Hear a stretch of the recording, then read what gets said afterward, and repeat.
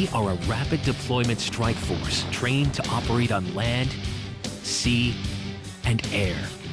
We have to have this mindset that we are willing to go and give more than the ordinary soldier.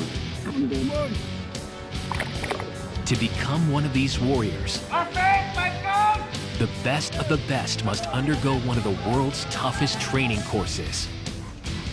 It's even worse than I imagined. Many try, but few succeed. Those who dare will be trained and tested in the push to receive the coveted badge in this elite band of brothers.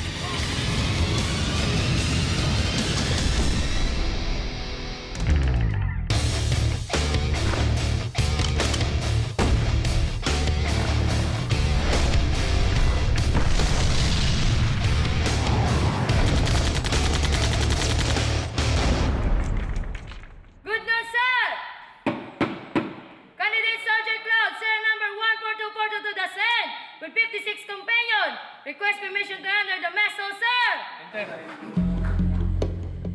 This is the Marine Basic School, where they turn ordinary civilians into some of the toughest soldiers in the Philippines. For the next 6 months, these volunteers will endure some of the most unforgiving training the country has to offer.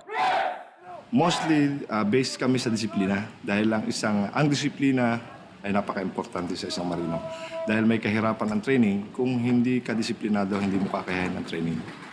This discipline is what forms the core of a force recon ethos, crucial in defending a country rich in conflict. The Philippines is an archipelago of over 7,000 islands. In the south, the nation's armed forces must wage war on scores of separatist militia like the Abu Sayyaf, dedicated to establishing independence from the Philippine government. The battleground is dense jungle and remote mountainous terrain, and these challenging conditions demand a special breed of soldier. What we wanted was a strategic type of unit, which could conduct far-ranging reconnaissance, patrols, and operations. And its personnel could infiltrate by sea, air, and land. The Force Reconnaissance Battalion is the special operations arm of the Philippine Marines, specialized in long-range reconnaissance patrols, amphibious assaults, and hostage rescue. We must have this attitude that we must be better than the others because the rest of the Marine Corps expect us to perform way above the performance of others.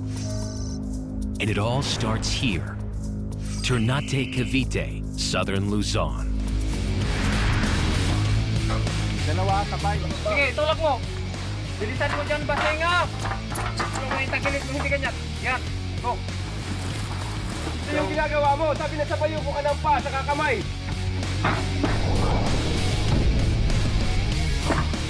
Ikaw din magsahin. Ayusin mo, ituwid mo yung paa mo.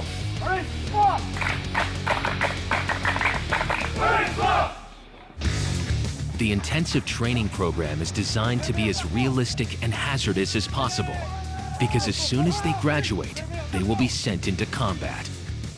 Most of the Marines are really tough because when you land on a beach, there is no place for hesitation. There's no way of going back into the ships. So the only way is forward. So the Marine Corps has developed very tough warriors. The basic training is tough, but those that pass at the top can try out for the most elite team on offer. The Force Recon Battalion. Sa training pa lang, nalalaman namin kung mayroon siyang potential na maging force reconnaissance dahil sa ability. If they get selected, they'll move on to 3 months of specialized training, where a new level of hell awaits. A lot is expected of us. Kaya sabi ko sa'yo, we're elite. We're supposed to be elite, not elitist. We have to have this mindset that we are willing to go and give more than the ordinary soldier. The Force Recon Battalion will fight a highly specialized kind of war, the core of which is represented in their badge. The knife shows that they are warriors. Black and lightning represent their stealth, and the parachute shape shows that they are airborne. So yung airborne training is a core competency ng special operations na mini-maintain ng Force Recon. Using these skills, may naka-ready tayong personnel na capable na mag-operate, magkaroon ng future deployment. With a country spreading over 300,000 square kilometers, airborne insertion is the quickest way to deliver a team of special ops troops into a conflict zone. If you want to be Force Recon, you have to have the coveted silver wings. And the training to earn them is not for the faint-hearted.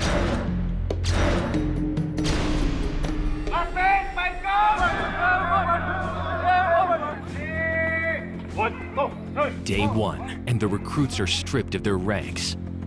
From this day on, everyone will be a number. On equal footing, they all share the same goal, the jump of a lifetime. I now declare your training starts today. Airborne training requires a special dedication and courage because airborne training is very challenging physically and mentally. They begin with the spring up and out roll call, a physical workout designed to help their landings. Hindi yung mahina yung katawan nila, hindi sila makakalabas sa aircraft, ganun. Kaya lahat ng mga exercises dyan na tinuturo sa kanila is for the purpose ng jump training.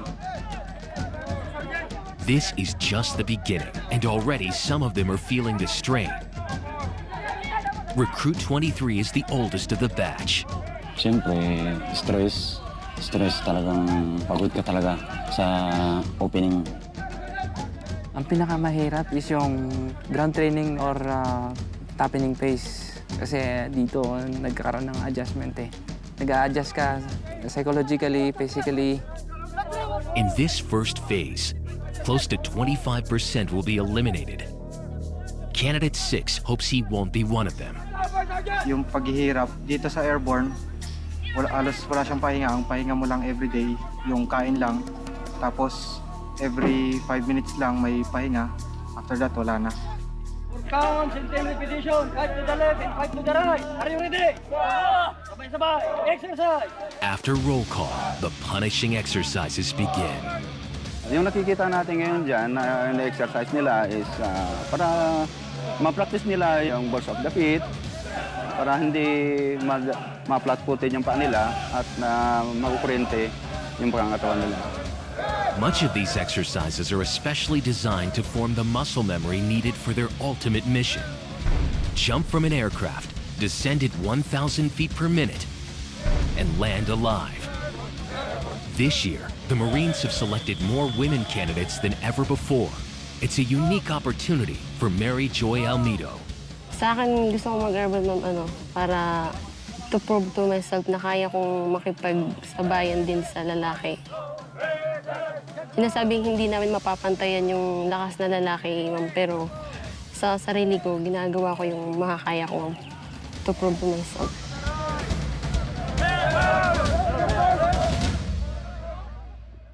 Wag mong isipirit talaga, wag mong isipirit yung ilo. Kung naka-clip talaga, i-clip mo talaga siya, wag mong alisin doon sa helmet mo. I-clip mo yung chin. Ganyan. The first thing these recruits will learn is the last thing that happens, the landing. Getting the body into a flexible position for it to withstand the impact of hitting the ground. Not landing correctly could lead to severe injury or death. This is just a taste of what the next 5 weeks are going to be like. It's a lot of repetitive moves and motions, but this is where their discipline and focus will be put to the test.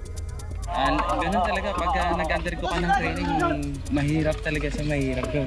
So, isipin mo na lang sa training na lahat yun may purpose, kaya nyo ginagawa. And design yun talaga para ma-overcome mo lahat ng whatever adversaries na maharap mo sa in the future. Next, they move on to practicing landing on the move. It's a chance for them to begin to feel the impact of a landing.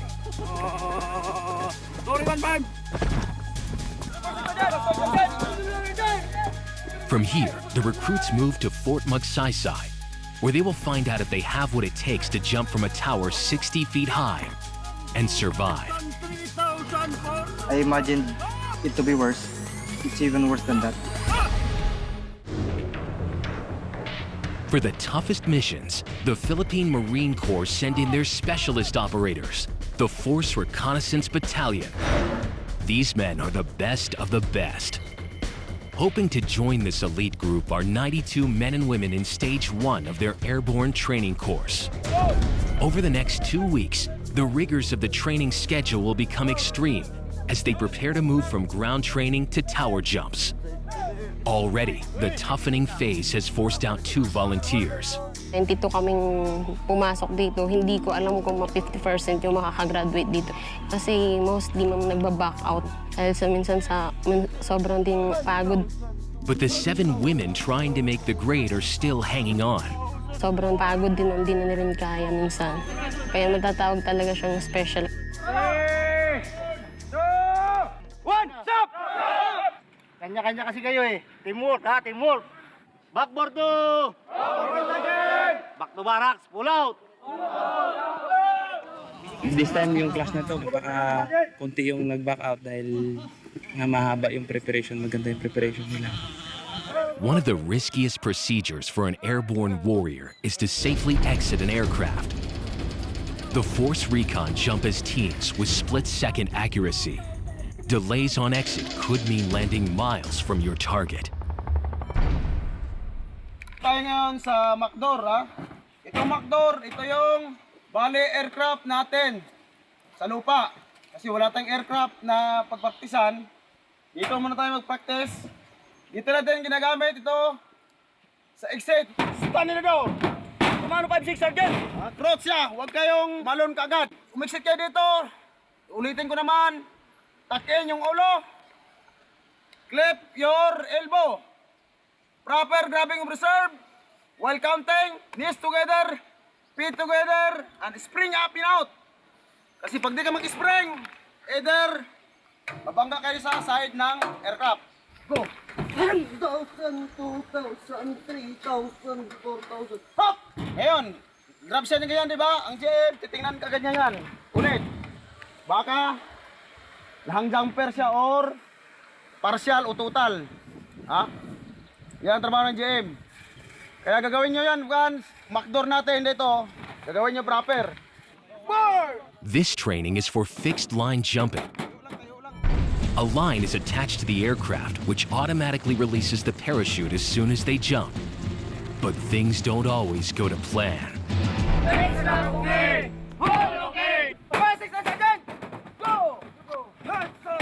Ibig mo ang blow, ha? Yung blow. Yung cloud sa ako naman. Sino natin, no? Blow na yan, ma'am, eh. Ibig sabihin, wala kang parachute nakikita doon, ma'am. Wala kang parachute. Ibig sabihin, wala total talaga na di bumuka yung parachute mo. Kasi sinasabi yung blow. Kaya pag blow, ibig sabihin, parachute ka agad. Their next test is to practice the malfunction procedures while being suspended 5 feet off the ground. They have to react to any of 3 possible scenarios. Necessary procedures that could someday save their lives. Water landing! Helmet disengage! First up is Candidate 1, one of the senior members of the batch. His performance will set the bar for the others. Yung mental awareness, yung positive attitude, dapat nandun lagi. Very confident naman po. Okay. Get together! Look to the horizon.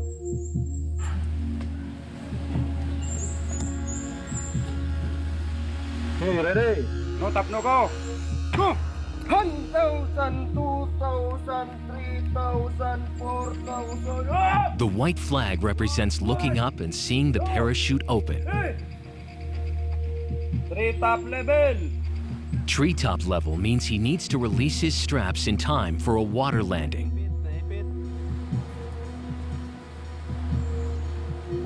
Hello, Owan. Balik na lang.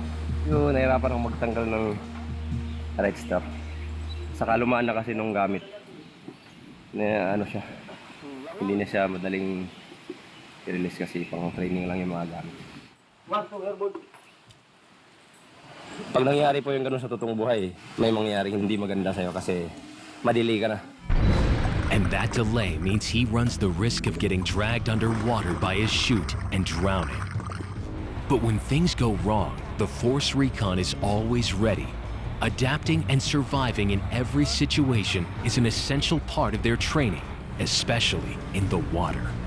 To learn how to deal with potential drowning situations, recruits are bound hand and foot and thrown into the sea. I love you, Force Recon! Go! Pag once nandun ka sa ilalim at kinapos ka ng hininga mo, talagang mamamatay ka sa ilalim ng dagat. The fear of drowning can lead to panic, so the men are first taught to relax. Forward.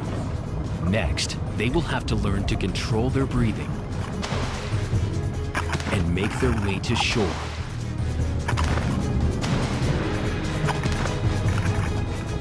% of the Force Recon recruits who take this test are expected to fail. Back at the Special Ops Camp, the Airborne Course is in the final stage of their ground training. Next, they need to overcome their toughest challenge yet. When airborne soldiers land in high wind conditions, they risk being dangerously dragged for long distances. They must learn how to get out of potential trouble. To practice, 10 men will drag a recruit along the ground to simulate wind drag. To pass, they need to be able to regain control by standing up. Ganitong procedure ng pag-recover. Pag hindi, kaya nang makipwel. Kasi matigas na yan, nakakuha na yan ng fully blown na yung parachute. Ha? Ang gagawin dito, pag habang inihila siya, i-pull up. Dalhin dito. Itong isang pa, itapon dito sa side dito. Pagsabayan, tapos isikat. Pag nasikat na siya, pag nakatayo na, maramdaman mo nang itayo ka na niya, sabay bitaw itong tali. Ready, go! Hila. Hila. Go. They've got just a few meters to force their bodies around.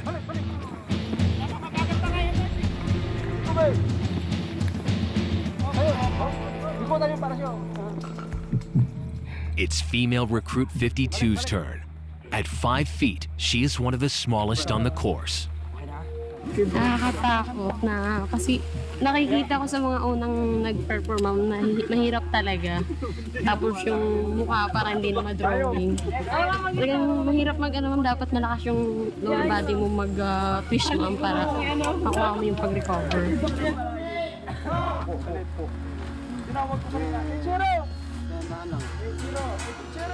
Ito, ibend mo to ha. Ibend mo to konti yan. Yan ha. Saka mo ibabit. Body twist ha. Pull up ka muna sa body twist ha. Hindi ganyan. Sige to, sir. Sige lang. Bilis mo. Hinay lang. Hinayan nyo lang kasi magasgas. Ano, prepare? Ay, sorry. Ready? Braso mo, Joy. Go! Recover! Up! Balik! Up! Hold! Pull up mo. Ano, hila? Ay, Sergeant. Sige. Huwag mo munang pulapan. Dali, tingnan mo ko. Yung pulap mo talaga. Hilain mo yan. 52 has one last try to get this right. Go! Pull up! Tapo yung pa! Go!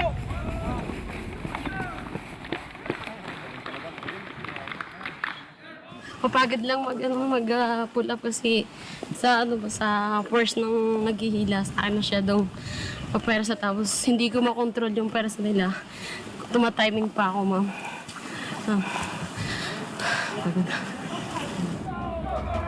Now, the rest of the men have to prove they can do it too.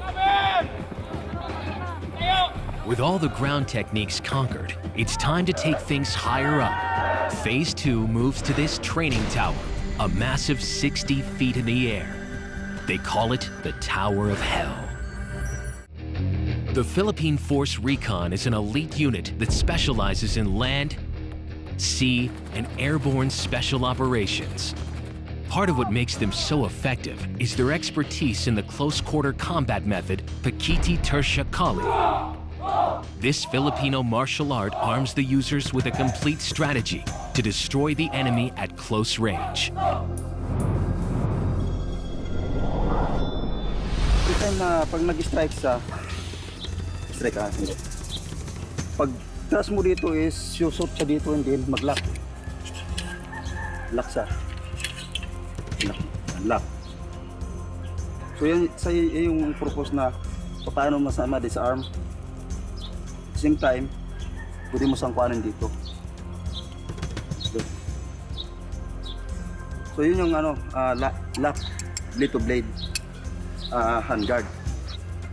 And then ito naman sa full guard, yung bawang tumaga siya dito sa kamay ko, pag tumaga siya, ibig sabihin ito siya pwede siyang guard. So kaya may full guard siya. At the same time, laglag mo siya dito, kuha siya dito, lock.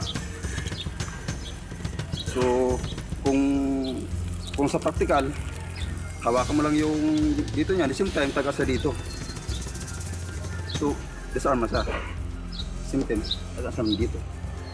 This ancient system of fighting can be traced back to the 1500s. Its elaborate movements were created so they could practice the art in front of their Spanish colonial rulers without causing suspicion. Looking more like a dance than a martial art. Today, these moves are used against a different adversary. Naisip ko nito ma'am dahil kasi nung that time remaining year na since of 1990, marami na pupugutan na Marines, ng mga kabrother na kabaro ko. So nag-isip ako kung paano gawin na pang-counter doon sa mga bulo na pinapuputol ng mga kalaban na busayap.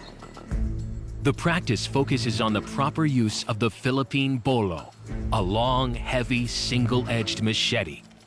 Each thrust is meant to kill. Sa 24 hours na bar fight, hindi ka maubusan ng bala. Usually, pag naubusan kami ng bala, next in line namin na nagdidepend, ang option namin is yung bulo. Dahil ang kalaban, magagaling din sa paghawak ng bulo. Use na rin natin ngayon, ito yung buhay. Pag nilagyan mo siya ng extension na bulo, ito pa yung haba ng buhay mo. So ito yung tinatawag namin na kadugtong ng buhay.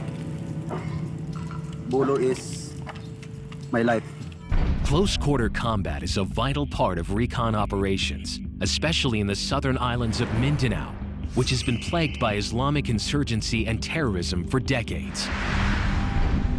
Thousands of well-armed fighters continue a campaign of guerrilla warfare against the state.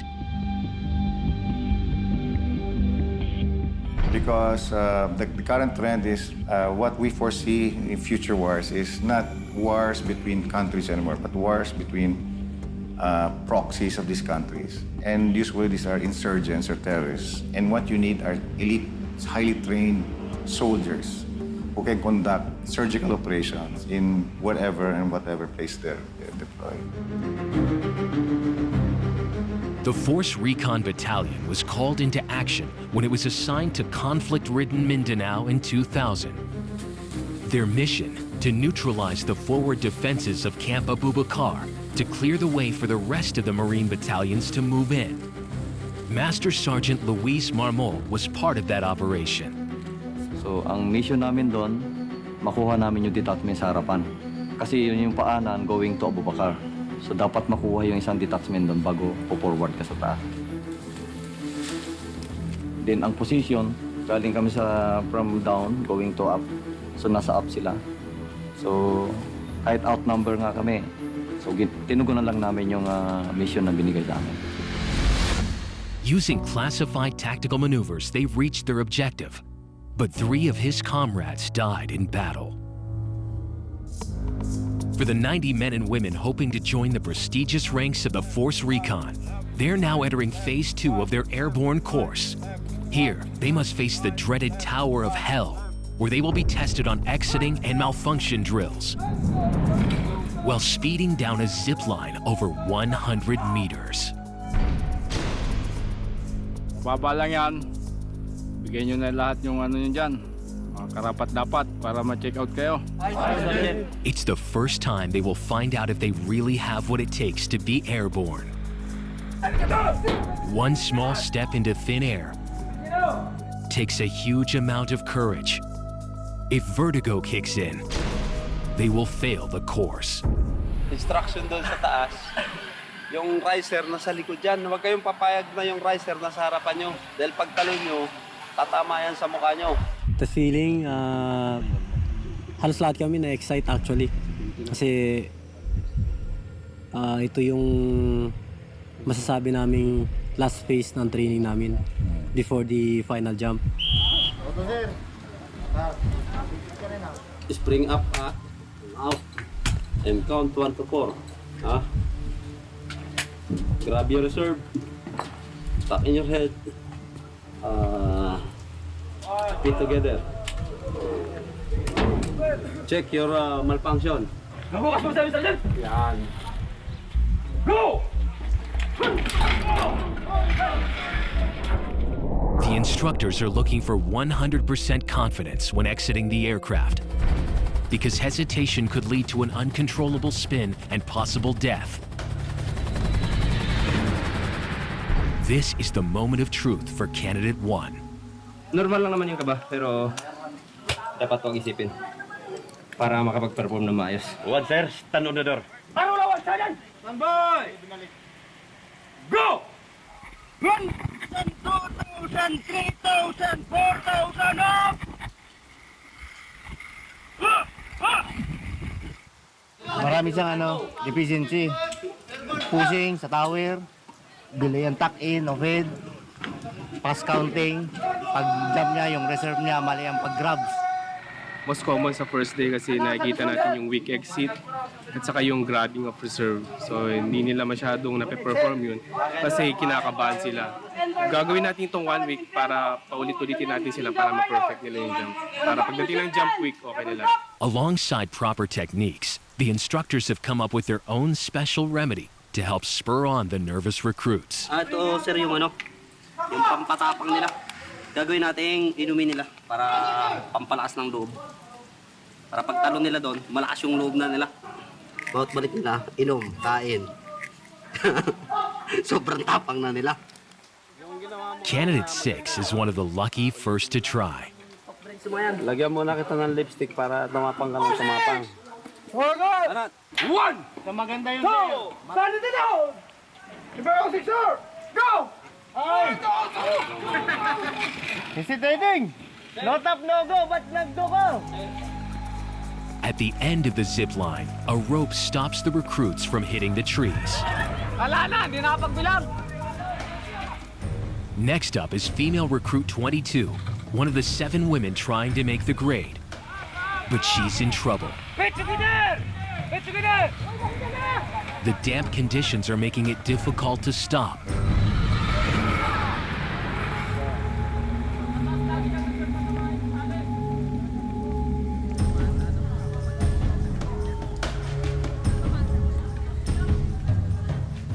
Ano, okay?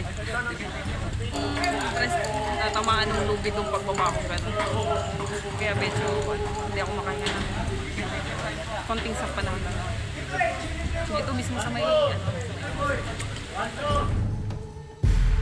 Fear is still stopping many from perfecting their exits. They have 7 days to get it right or they miss the jump of their lives and the chance to be part of one of the most elite special ops teams in the country. From airborne operations to sea and jungle warfare, these men of the Force Recon are the first amongst equals. Of the 9,000 Marines today, only 300 have earned the right to wear this badge of honor. But they only get there if they successfully pass some of the toughest training in the Philippine Armed Forces. When forward observers need to be sent far behind enemy lines, the Force Recon Battalion send their 8-man teams. But they don't go alone. They're joined by a deadly team of Marine Scout snipers. Sinusuportahan din nila yung mga operating units sa putok. Pinuputukan nila yung kalaban na merong kinukuberan nila yung nag-assault. The Marine Scout snipers are masters of camouflage and marksmanship, living up to their motto, one shot, one kill. Ang isang sundalo pag marunong bumaril, unang-una makakalis ka sa dami ng bala na ipinuputok. Once na pumutok pa, alam mong may tatamaan ka. To pass the final stage of sniper training, they must put their own lives on the line. This is the confidence firing test. A mistake in this live fire exercise doesn't just mean failing the course. It could mean instant death for their comrade in arms. Normal na yan sa isang tao, may nervous na lang. Pero dapat i-overcome yung nervous na yan. It's designed to replicate the psychological pressure of a real operation. Unang-una, mama, siyempre, tiwala ako sa sarili ko na kaya kong barilin yung lobo. Tsaka tiwala din ako dun sa kabady ko na kaya niyang tumayo sa harap. Kasi alam ko yung kakayahan ng kabady ko, alam ng kabady ko yung kakayahan ko. Kaya yung tiwala, nasa amin. 50% of sniper trainees fail this sharpshooting course,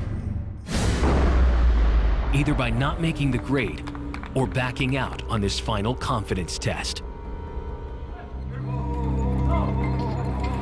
The members of the airborne class are in week 4, the towering phase.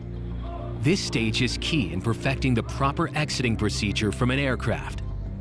Each day, the challenge of carrying more gear has been added. Tinatalian ito para sa quick release. Kung halimbawa may combat jump, ito na yung mga dala-dala niya. I-release niya bago sa mag-land kasi hindi siya maka-perform ng PLA pag hindi niya ito na-release.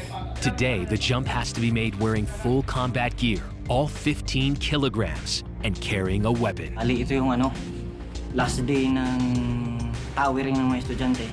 Start sila, hindi pa masyadong marurong, pero ngayon, perfect na nila halos perfect na nila yung pag-jump dito sa tower. Katapos nito, ma-check out sila lahat. Proceed tayo sa yung actual jump na.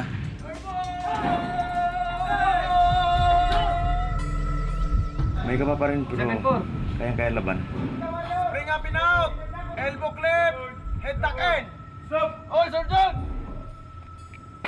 1,000! 2,000! Kaya dapat ma-qualify nila yung lahat na rifle o pack na same pa rin yung ginagawa nila doon sa ground, yung proper grabbing of reserve.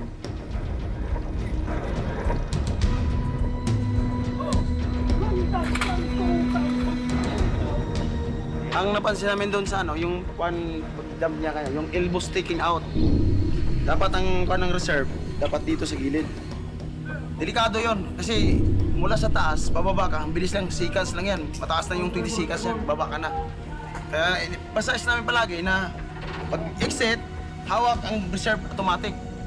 Traveling at over 35 kilometers an hour, there isn't much time to think. Everything has to be done by instinct, or there won't be enough time to pull your reserve and save your life. Proper ka, grabbing reserve, ha? Oo, Sergeant! Yakyat! O, si Binuan! Hello!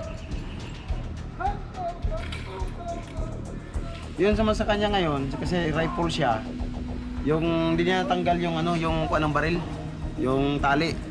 Dapat kasi tanggalin mo yun kasi once nagalan ka na, delikado sa mga ganun na sa jumpers na gano'n na di matanggal yung tali ng rifle niya. Maaaring ma-injury siya dahil yung baril nga niya nakatali din dito. Si Binuan! Ilo! Tayo sa Binuan, Sergeant! Yung releasing ng baril mo, ha? Dumate ka! Kaya tingin ko naman makuha na sila lahat dito kasi sa tagal naman ng training, magawa nila to maganda lahat itong mga kuha na ito. Pinapagawa namin.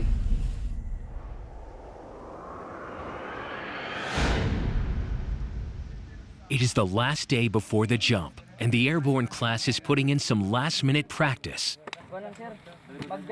Day by day, pahirap po ng pahirap. Sa awa po ng Diyos na sa ipasan naman po namin lahat.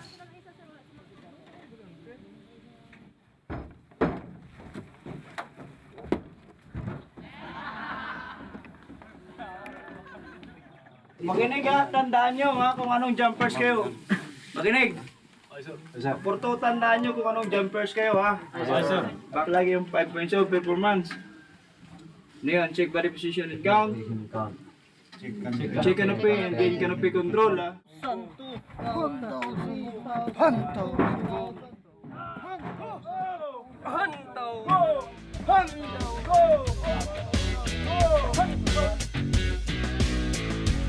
Ang paa, posisyon na! Yun. Ito ba yung bigat ni phone?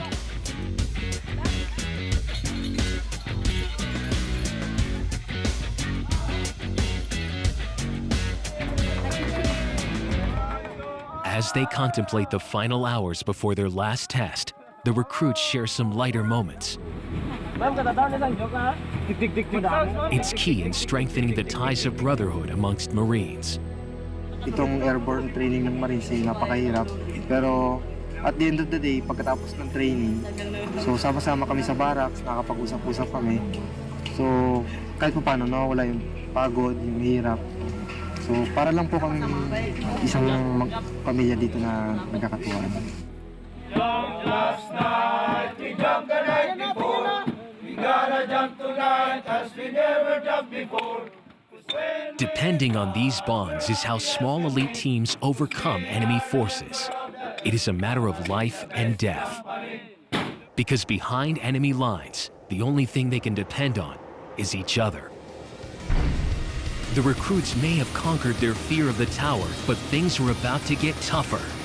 All their weeks of training will be put to the test, and this time, if they make the same mistakes, they could pay the ultimate price. In the Philippines, an elite force was formed to counter the nation's communist and Islamist insurgencies. They are the Marine Force Recon Battalion, who are ready to take action at any moment on land, sea, and air. The day they have all been training for has arrived. It is Jump Week. Today, it is fly or fail. The recruits will have to exit from an aircraft at 1,500 feet and land safely a total of 5 times in order to earn their silver wings.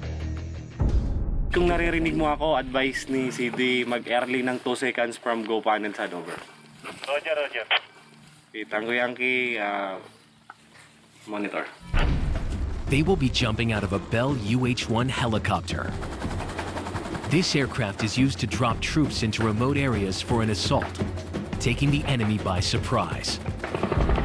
Then mamaya magkamanin na naman kayo ng bigay. Nalamig na mga kamay nyo. The drop zone looks like any area of scrubland, but if you're coming at it from 1,500 feet, it's a minefield of potential hazards. Alapin mo na yung hangin!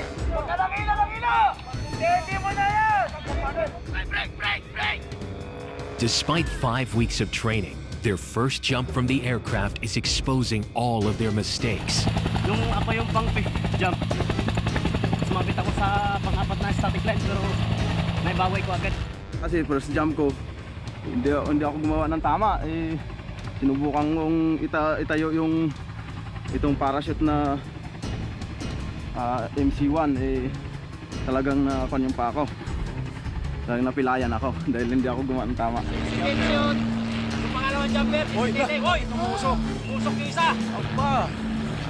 True to being a Marine, they have to be ready for anything, even landing on unexpected terrain. Sino yung sumabit? Iwan ko, sir. Di ko alam. May sumabit sa atin, sir. 4 na tayo. Talaga si Tolentino. Ha? Nag-isipit na naman. Si ano niya, 5-1, nag-anong kasi. Gumalulo, kaya ako na-late. Humawak siya sa ano. Hesitate siya. Oh, sir. Humawak. So nag-hesitate si 5-1 kaya lalo ka na-delay. Kung nag-face the wind ako, lalo doon pala sa bubong na ako papunta. Sige, kasi wala ka ng time na para mag-maneuver pa eh.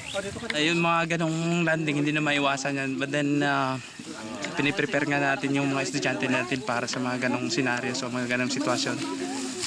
Anyway, na-train sila para doon. Despite the unconventional landing, Recruit 34 passes and moves on to his next jump.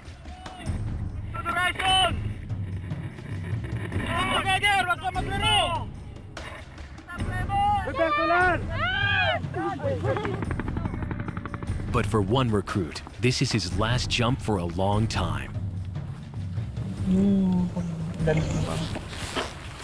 Pag-land ko natas yung pako man, pero pagpilot ko wala na, bumigay kagad yung pako. His right leg is broken, and it will be another 2 years before it's strong enough for him to jump again.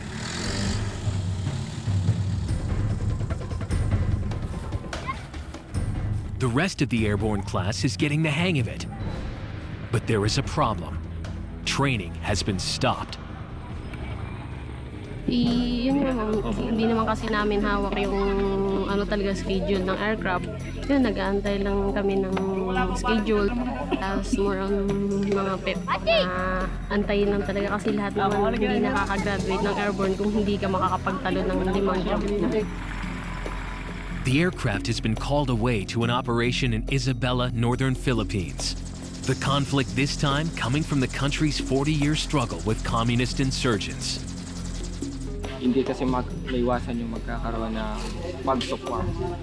Sa ngayon, continues the basic training of the jumpers and then wait for tomorrow. With just a jump away from receiving the coveted silver wings, all the recruits can do is wait nervously. Nobody knows if they'll have the chance to pass the course, or if this conflict means all their hard work will be for nothing.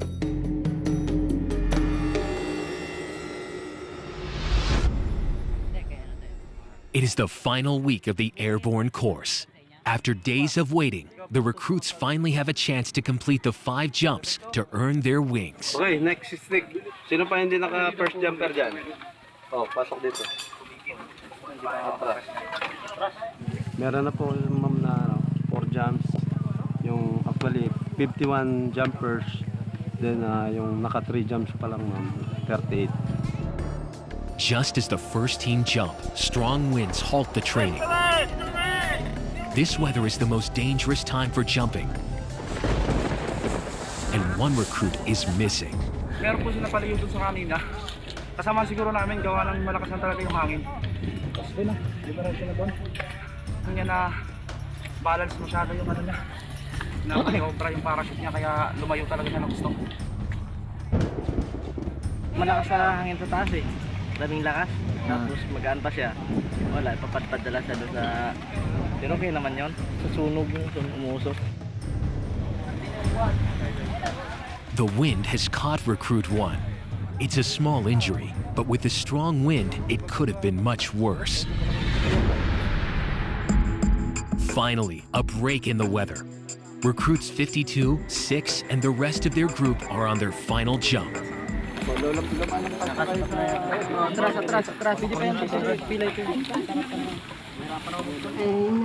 natapos na itong pang-5 jump namin, ma'am, makatawag na qualified airborne ka naman talaga. Dito mo na lahat mo apply lahat na natutunan mo from the beginning of this course.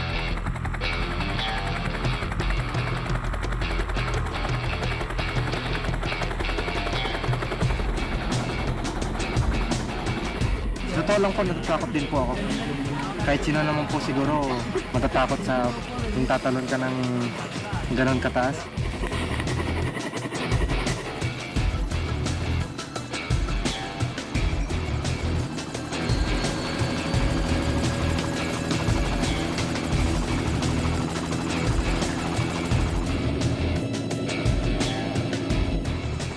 Lahat naman tayong tao may kaba pero nalalabanan siya. Tapos yun tiwala lang talaga sa sarili.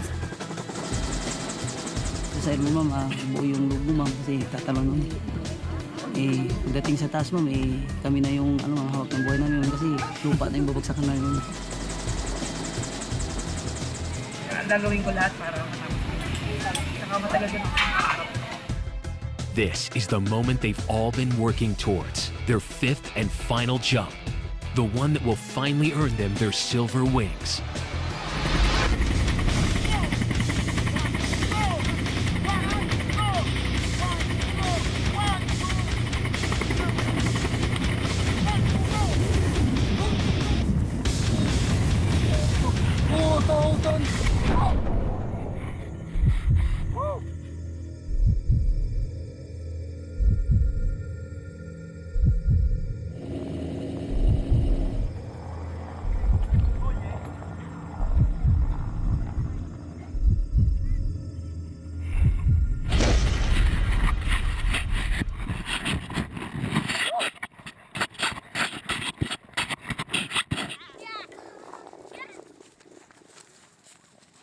Napakasarap sa taas. Although nakakatakot sa una. Whew! Sulit na sulit po. Yung pagod namin sa training, sulit na sulit po.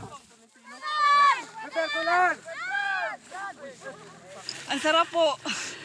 Parang yung sa una nakakatakot yung the moment na you jump. Pero nung naando na, nung naramdaman ko bumuka na yung chute, ang sarap sa pakiramdam, parang di ako gumagalaw. Sarap maging airborne! I love airborne! After 6 weeks of intense physical and mental training, they have now earned the right to be called airborne. Pride of Novacia! Airborne! Airborne! This is ritual. Welcome to Airborne family.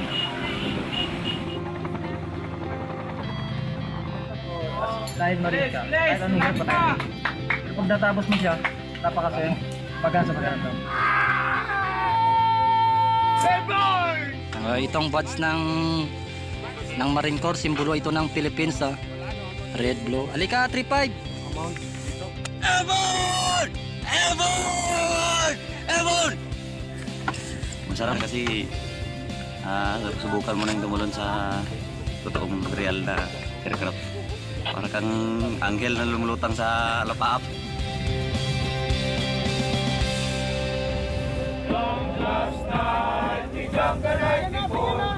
We gotta jump tonight as we never jumped before. 'Cause when we jump, we're happy as can be.